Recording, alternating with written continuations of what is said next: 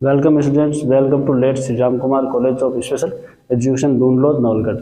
अपन जो बात कर रहे हैं वो कर रहे हैं इंट्रोडक्शन टू डिसेबिलिटीज यानी दिव्यांगता का परिचय। ठीक है, इसमें अपन बात कर रहे हैं वो है बहुविकलांगता यानी एक व्यक्ति में 3, 4 या अत्यधिक प्रकार की 2 या 2 से अधिक प्रकार की विकलांगता है, क्या कहलाती है? बहुविकलांगता। ठीक है, तो इस पर अपन बात करते हैं। बहुविकलांगता उपयुक्त एक या अधिक विनिर्दिष्ट दिव्यांगताओं जिसके अंतर्गत बधिरता, दृष्टि दिव्यांगता जिससे कोई व्यक्ति है वो सर्व दृष्टि सम्मिलित हो, ह्रास के कारण गंभीर संप्रेरित विकास और शिक्षण संबंधी गंभीर दशाएं से विरत हो। यानी कहने का मतलब ये है कि वह व्यक्ति जिसमें 2 या 2 से अधिक विकलांगताएं हो वो बहुविकलांगताएं कहलाती है। जैसे कोई व्यक्ति है वो दृष्टिबाधित है, उसके साथ श्रवणबाधित भी है, ठीक है, या फिर है वो व्यक्ति है वो श्रवणबाधित है, उसके अनुसार वह जो मानसिक मंद भी है। तो जो अनेक प्रकार की जो विकलांगताएं हैं वो एक ही व्यक्ति में आ जाए तो उसे क्या कहते हैं? बहुविकलांगताएं। इससे है वो व्यक्ति की शैक्षिक और जो विकास का जो स्तर है उसके अंदर वह गंभीर रूप से है वो समस्या जनित होता है। ठीक है, तो अब इसमें बहुविकलांगता के ये कहलाती है क्या कि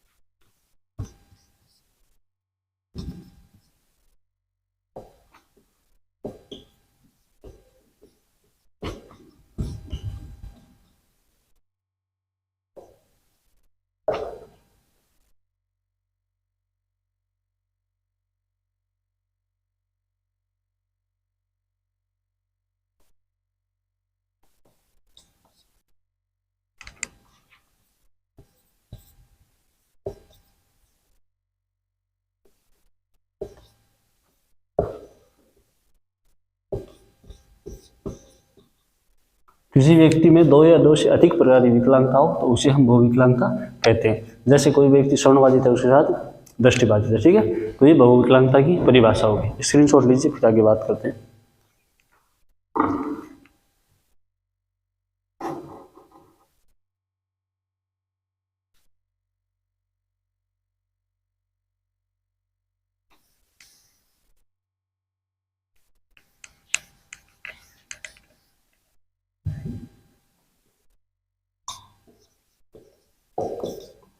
अब अपन बात कर रहे हैं वो है बहुविकलांगता के प्रकार। क्या है भाई? बहुविकलांगता के प्रकार। पहला है वो है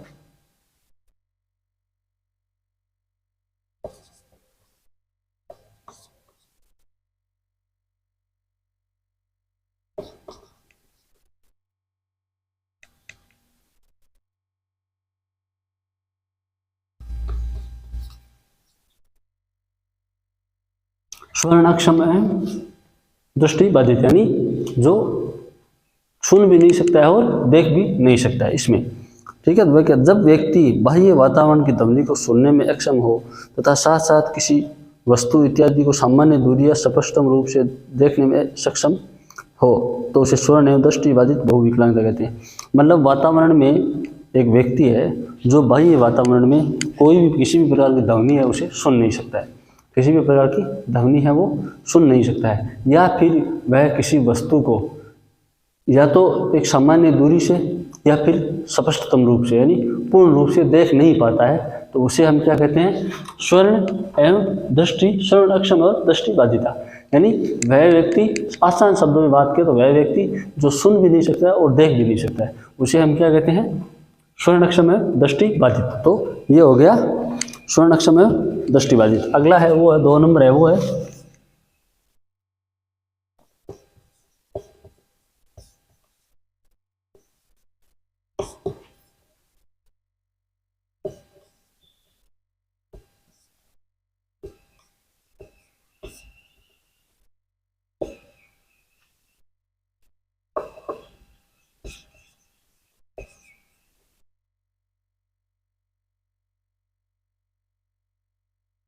अगला है वो है मानसिक मंद, स्वर्ण अक्षम और दृष्टिबाधित।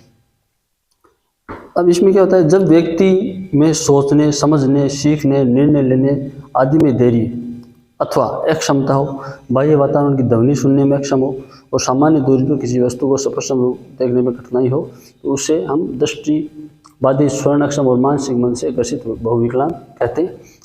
अब इसमें क्या होता है, इसमें होता है कि जो व्यक्ति आसानी से किसी चीज़ को न तो देखने में होता है, समझने, सुनने अथवा मतलब जो व्यक्ति है उसमें तीनों प्रकार की विकलांगता होती है। न तो व्यक्ति है वो कोई वस्तु को समझ सकता है, ठीक है, न कोई चीज़ को सोच सकता है, न कोई चीज़ का निर्णय ले सकता है, ठीक है। तो ये क्या हो गया, मानसिक मंद हो गया।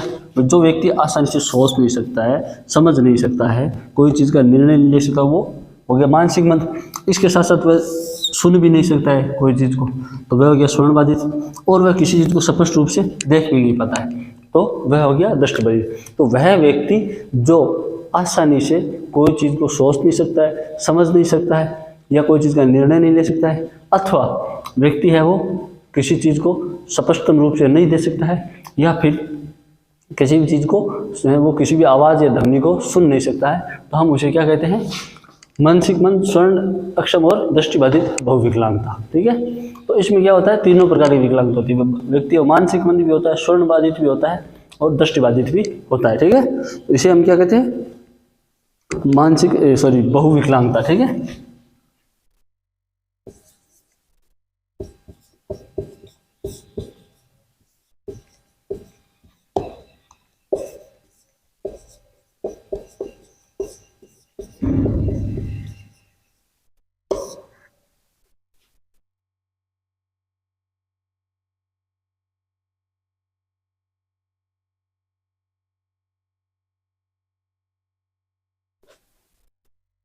अगला है वो है मानसिक एवं दृष्टिबाधित, ठीक है। तो इसमें क्या होता है, इसमें है व्यक्ति है वो न तो है किसी चीज़ को सोच सकता है, न समझ सकता है, न निर्णय ले सकता है, और साथ में है वो किसी चीज़ को है वो स्पष्ट रूप से देख भी नहीं सकता है। उसे क्या कहते हैं, मानसिक एवं दृष्टिबाधित, ठीक है। इसमें दोनों होती है, इसमें दो ही होती है, श्रवणबाधित नहीं होती है, बल्कि मानसिक मंद होता है बच्चा और है वो दृष्टिबाधित होता है। तो इसमें क्या होता है कि व्यक्ति है वो न तो आसानी से कोई चीज़ को सोच सकता है, न समझ सकता है, न उस पर निर्णय ले सकता है, और अथवा उस पे है उसे है साथ साथ में कुछ भी चीज़ है, कोई वस्तु है वो स्पष्ट रूप से नहीं दिखाई देती है, उसे हम क्या कहते हैं, मानसिक मंदता व दृष्टिबाधित बहुविकलांगता। तो ये बहुविकलांगता के तीन प्रकार है, चौथा प्रकार है वो हो रहेगी।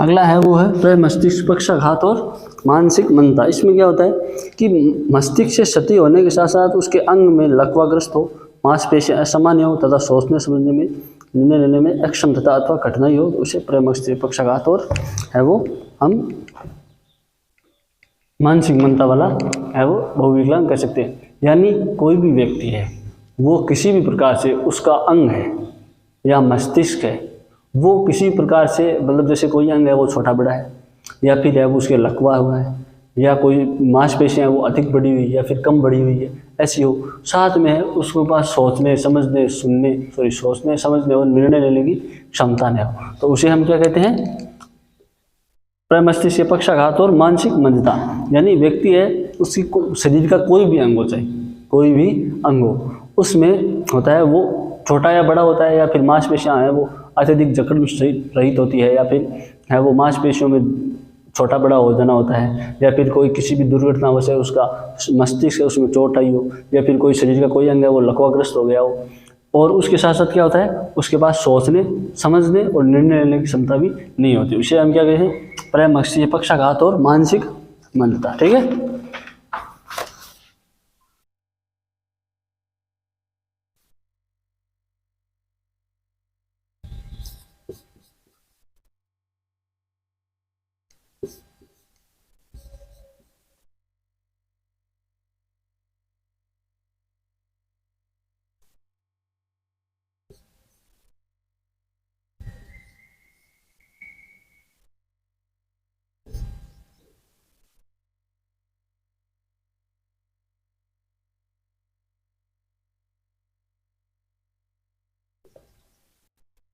अगला है वो है गामक क्षमता, श्रवण अक्षम और है वो दृष्टिबाधित। इसमें क्या होता है कि सर्व एवं दृष्टि समस्या के साथ जब कोई व्यक्ति किसी चोट अथवा दुर्घटना के कारण शारीरिक विकलांगता हो जाती है तो उसे हम दृष्टि, श्रवण और गामक क्षमता वाला है वो बहुविकलांगता कहते हैं। सॉरी, अक्षमता है। मतलब कोई व्यक्ति है वो सुन नहीं सकता है, देख नहीं सकता है और उसके साथ किसी भी कारण, कोई दुर्घटनावश किसी भी कारण है वो है उसका शरीर का कोई अंग है वो टूट चुका है, कट चुका है, तो वो होता है उसमें किसे हम क्या कहते हैं गामक अक्षमता, श्रवण अक्षम और दृष्टिबाधित। वह व्यक्ति जो सुनने अथवा देखने, न सुनने अथवा न देखने के साथ साथ किसी भी कारण से उसे दुर्घटनावश किसी भी कारण उसकी शारीरिक विकलांगता और हो जाती है तो हम उसे दृष्टिबाधित, श्रवणबाधित और गामक अक्षमता वाली बहुविकलांगता कहते हैं। ठीक है।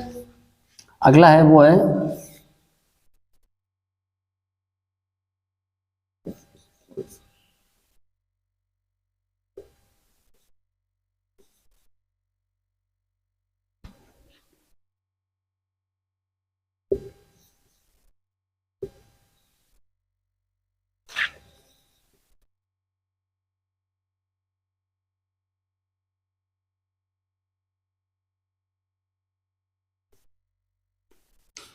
मानसिक मंद और शारीरिक अक्षमता। इसमें क्या होता है कि इसमें मानसिक मंदता के साथ व्यक्ति को कोई शारीरिक समस्या होती है, उसे चलने फिरने में असमर्थ हो जाता है तो उसे मानसिक मंदता और है वो शारीरिक अक्षमता कहते हैं। यानी कोई भी व्यक्ति है वो एक तो मानसिक मंद होता है, दिमाग से है वो थोड़ा बहुत पीछे होता है, और उसके साथ साथ है उसे शारीरिक कोई भी कमी होती है, जैसे एक हाथ नहीं है, एक पैर नहीं है और कोई अन्य जो अंग है उनकी कमी है, तो उसे हम क्या कहते हैं, मानसिक मंद और शारीरिक अक्षमता। ठीक है। यानी व्यक्ति है वो मानसिक मंद होने के साथ साथ किसी भी कारण से शारीरिक अक्षम होता है, चलने में, फिरने में और फिर कोई अन्य कामों में, तो उसे हम क्या कहते हैं, मानसिक मंद एवं शारीरिक अक्षमता। तो ये है वो है बहुविकलांगता के प्रकार, श्रवण अक्षम और दृष्टिबाधित।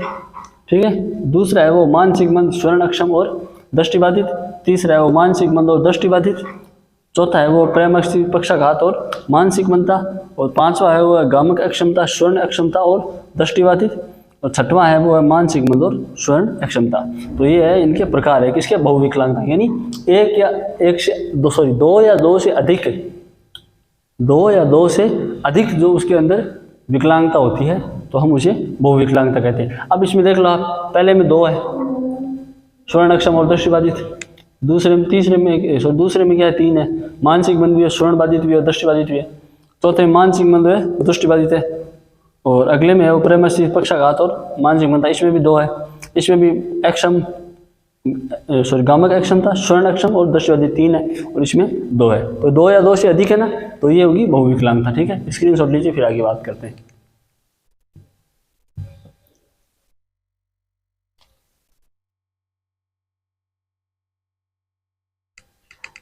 ले लिया होगा।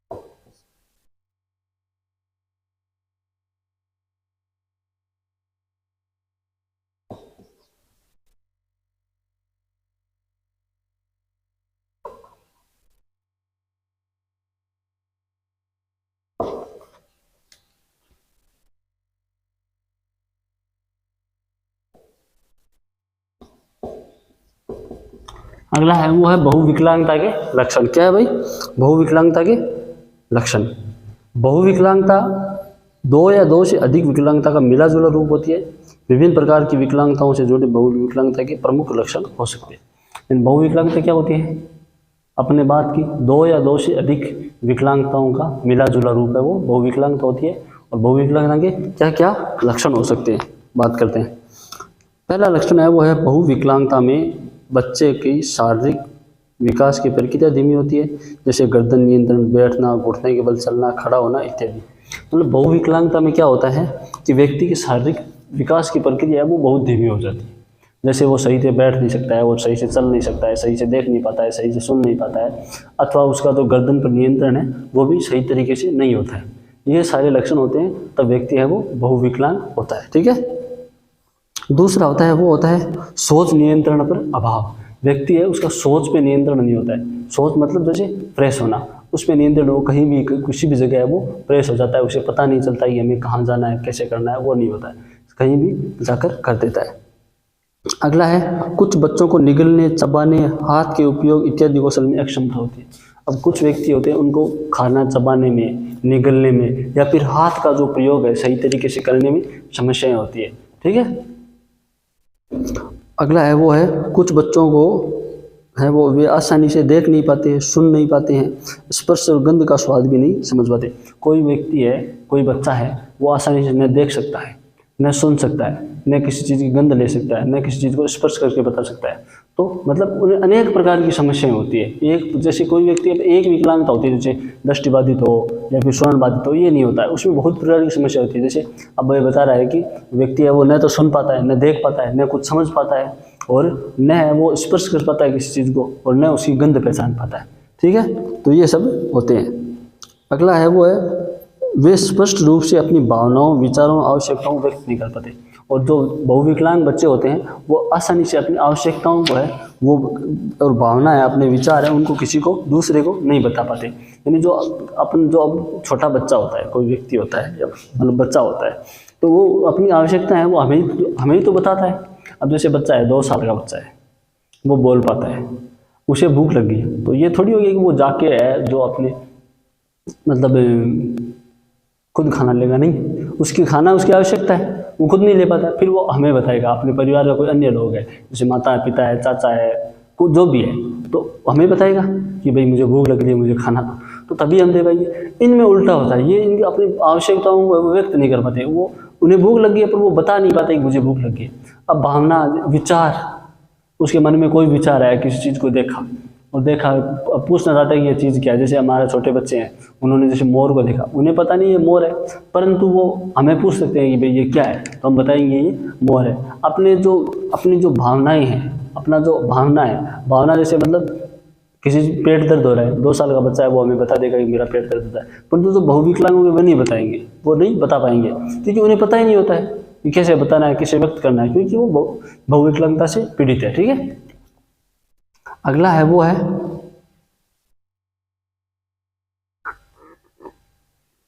वे उन नए कौशलों को नहीं सीख पाते हैं जिसे जिसे करते करते वो देखते हैं।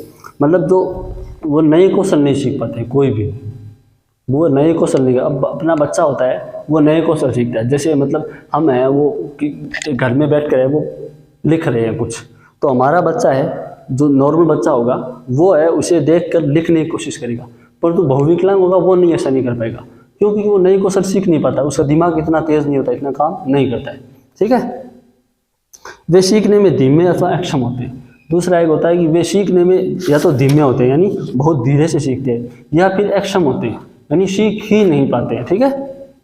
अगला है वो है कुछ बहुविकलांग बच्चे ऐसे भी होते हैं जो अपनी भावनाओं को नियंत्रित नहीं कर पाते और समस्या उत्पन्न करते हैं, जैसे सामान फेंकना, समय को चोट पहुंचाना या दूसरे को चोट पहुंचाना। अब कुछ बहुविकलांग बच्चे होते हैं वो अपनी भावनाओं पर, अपने विचारों पर नियंत्रण नहीं कर पाते हैं, और वो समस्या उत्पन्न करते हैं। जैसे कोई वस्तु पड़ी है उसे उठाकर दूर फेंक देना, या किसी चीज़ को, वस्तु को फेंक कर दूसरे को मार देना, या फिर खुद को चोट पहुंचाना, बालों को नोचना, अपने शरीर को नोचना, ऐसे कार्य भी करते हैं जो अत्यधिक मानसिक मंद होते हैं वो। ठीक है। कुछ ऐसे बच्चे होते हैं जो घटना को बहुत ही अल्प समय तक याद रखते हैं। कुछ बच्चे ऐसे होते हैं जो किसी घटना को बहुत अल्प समय, मतलब कोई बच्चा होता है वो कोई भी उसके साथ घटना हो गई तो उसे बहुत अल्प यानी थोड़े समय के लिए याद रखते हैं। जैसे मतलब उसे चोट लग गई, थोड़ी देर रोया, दर्द हुआ, फिर वो उस चोट को भूल गया, उसी चोट पे दोबारा लग रही है, उसे किसी को मतलब ही नहीं है। तो इस प्रकार की समस्याएं भी बच्चों को देखने को मिलती है। उनमें वो भावनात्मक लगाव का अभाव होता है, उनमें दूसरी जो है वो उनमें भावनात्मक लगाव, यानी भावनात्मक लगाव मतलब वो किसी रिश्ते में वो समझते नहीं हुई है माता पिता है या मेरा भाई है या चाचा है, वो इन प्रकार के रिश्तों से बहुत अलग होते हैं, वो किसी को कुछ समझते ही नहीं है। अगला है वो है कार्य को छोटे छोटे चरण में सीखने में अधिक समय लेते हैं एवं जल्दी भूल जाते हैं। अब हम किसी को मतलब उसे जो बहुविकलांग बच्चा है हम उसे कोई कार्य सिखाते हैं तो पहली बात तो है कि वो धीरे धीरे सीखेगा, एकदम चरणों में अलग अलग बांट कर सिखाना पड़ता है, फिर उसे थोड़ी देर याद रखेगा फिर वापिस भूल जाएगा। तो इस प्रकार के बच्चे होते हैं वो भी पाए जाते हैं। ठीक है, उन्हें सीखने एवं जीने के लिए अधिक से अधिक मदद की जरूरत होती है। उन्हें कुछ चीज़ को सीखने के लिए और अपना जीवन यापन करने के लिए किसी व्यक्ति की या किसी अन्य चीज़ की सहायता की आवश्यकता होती है। दूसरा व्यक्ति दूसरों के सहारे जीता है वो। अगला है वो है किसी छोटे छोटे कार्य को सिखाने के लिए परिमार्जित तकनीकी का सहारा लेना पड़ता है।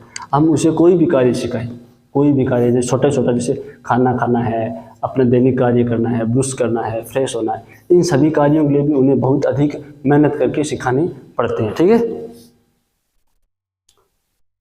अगला है वो है इनमें देखने सीखने तथा पढ़ने लिखने की समस्याएं भी होती है।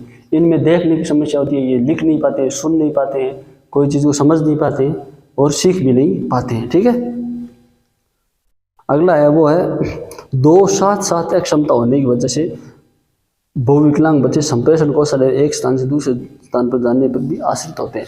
अब अगला है कि वो बहुविकलांग होने के कारण वो न तो सही तरीके से संप्रेषण कर पाते हैं और न ही एक जगह से दूसरी जगह वो जा पाते हैं। ठीक है, तो मतलब उनमें बहुत अधिक समस्याओं का सामना करना पड़ता है उन्हें।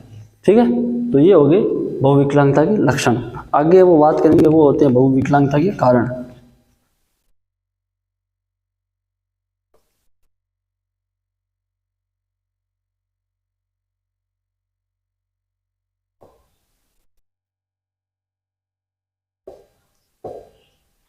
मतलब बहुविकलांगता के क्या क्या कारण हो सकते हैं।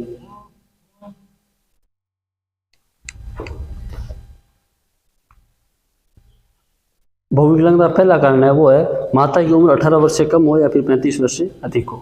यानी बच्चा बहुविकलांग कब होगा कि या तो उसकी माता का उम्र है वो 18 वर्ष से कम होती है या फिर 35 वर्ष से अधिक होती है। अगर इस समय में मतलब बच्चे की जो सही जन्म का उम्र होती है वो होती है 18 से लेकर 35 के बीच।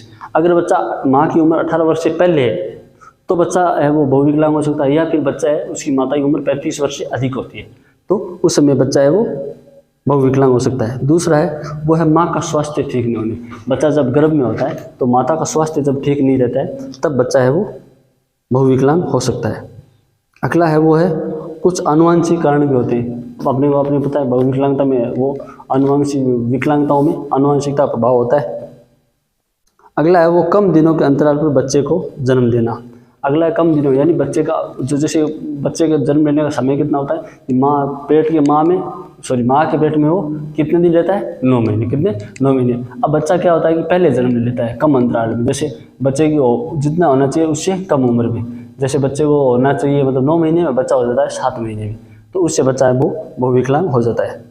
गर्भपात हेतु जो गलत तरीके उनका करवाना। बच्चे को है वो गर्भपात, बच्चा जब जन्म लेता है तो उसका जन्म गलत तरीके से लिया जाता है, गलत तरीके से दिलवा दिया जाता है, उससे बच्चा बहुविकलांग हो सकता है।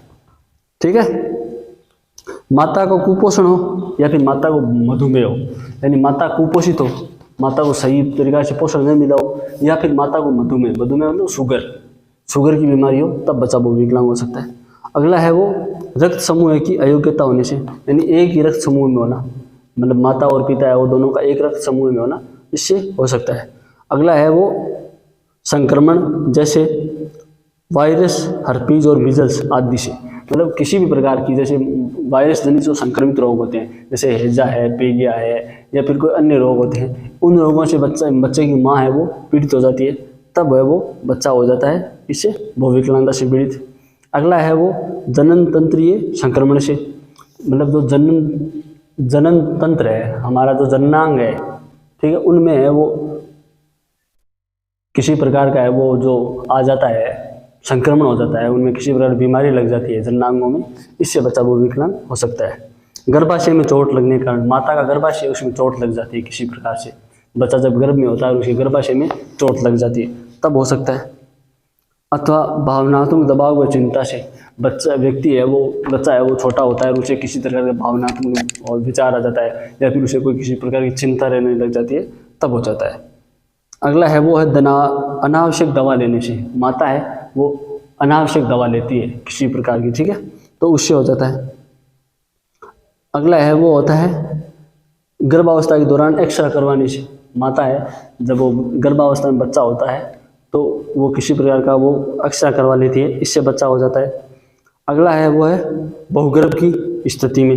बहुगर्भ की स्थिति मतलब बच्चे की माँ के गर्भ में है वो मतलब जैसे 2 या 3 बच्चे होना, तो उससे हो सकता है। अगला है माँ में मानसिक बीमारी होने से। माँ है वो किसी प्रकार की मानसिक बीमारी से, माता को किसी भी प्रकार की मानसिक बीमारी हो जाती है, उससे हो सकता है। अगला है वो गर्भावस्था के दौरान अत्यधिक रक्तस्राव होना। मतलब माँ है, बच्चा जब गर्भ में होता है तो माँ को अत्यधिक रक्तस्राव होता है, खून का अत्यधिक बहना होता है, तब हो सकता है। अगला है गर्भावस्था के दौरान शिशु के मस्तिष्क में ऑक्सीजन की कमी होना। जन्म लेता है बच्चा, जन्म लेते ही समय या फिर जन्म लेने के जस्ट बाद में बच्चे को पूर्ण रूप से ऑक्सीजन नहीं मिल पाती है, उसको जितनी आवश्यकता होती है उतनी आवश्यकता की ऑक्सीजन नहीं मिल पाती है, तब बच्चा है वो दृष्टिबाधित विकलांगता से ग्रसित हो सकता है। अगला है वो है माँ के हृदय से बेहोशी, रक्तस्राव, निम्न रक्तचाप, व्यक्त उच्च रक्तचाप, गर्भस्थ शिशु को परिसंचरण में गड़बड़ी। अब माता के हृदय में कोई प्रकार की चोट लगी हो, माता है वो जन्म लेते समय बेहोश हो गई हो, या फिर रक्तस्राव हो गया माता को अत्यधिक, या फिर लो बीपी या फिर हाई बीपी होती है जन्म के दौरान, तब ऐसा हो सकता है, ठीक है। अगला है वो है माता में ग्लूकोज की कमी का होना, यानी माता में ग्लूकोज का स्तर है वो कम हो जाना, तो इससे बच्चा है वो बहुविकलांग हो सकता है। अगला है माँ को समय अनुसार टीका न लगवाने की समस्या से। मतलब माँ है उसको जब बच्चा गर्भ में होता है तो उसे टीके लगते हैं, वो टीके अगर टाइम टू टाइम नहीं लगेंगे, समय पर नहीं लगेंगे, इससे बच्चा है वो बहुविकलांग हो सकता है, ठीक है। तो ये हो गए बहुविकलांगता के कारण, ठीक है। अगला है वो है बहुविकलांगता का प्रबंधन।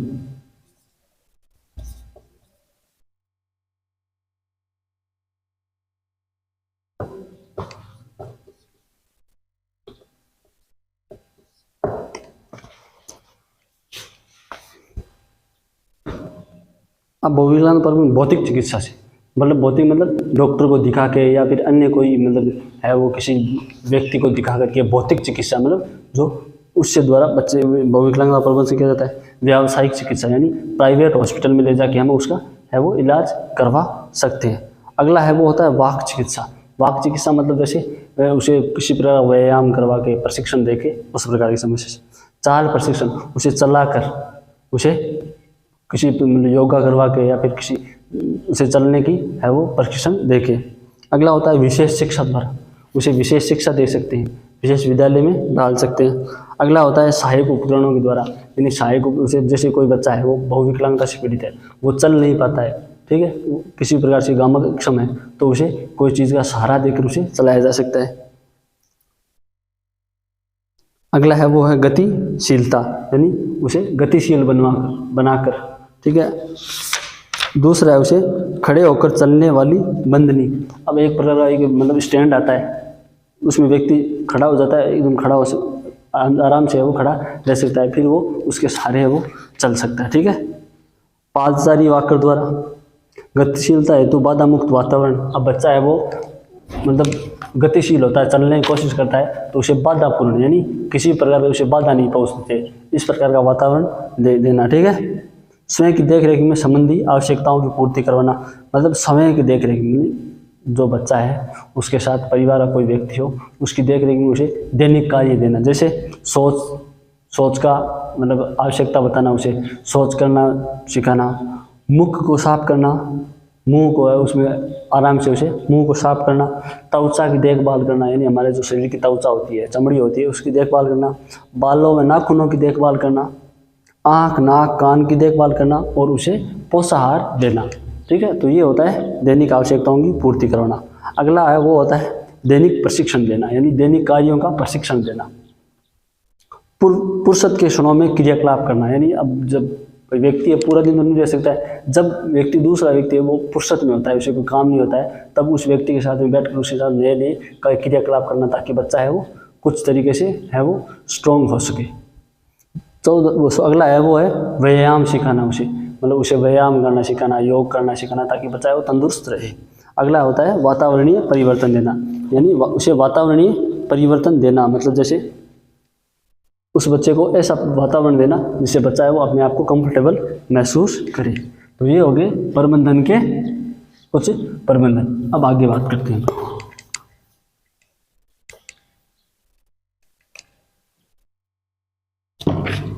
अब अपनी इकाई 2 है वो भी समाप्त हुई। अब अपना इकाई 3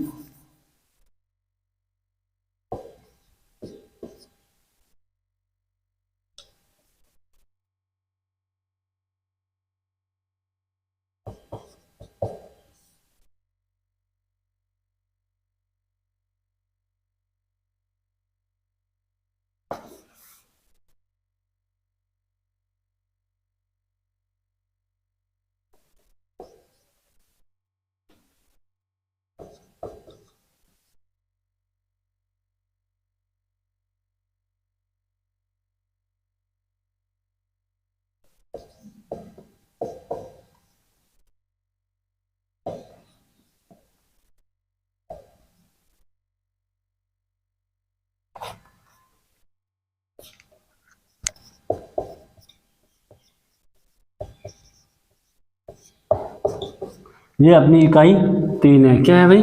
परिभाषा, कारण, निवारक उपाय, प्रकार, शैक्षिक निहितार्थ और प्रबंधन है। विकलांगताओं के जो परिभाषाएं होती है या फिर उनके कारण होते हैं, निवारक होते हैं, किस तरह से निवारक कह सकते हैं, उसका प्रकार क्या होता है, शैक्षिक निहितार्थ क्या होता है और उसके प्रबंधन कहते हैं, ये अपन पढ़ेंगे इकाई 3 में। ठीक है, तो आज के लिए इतना ही।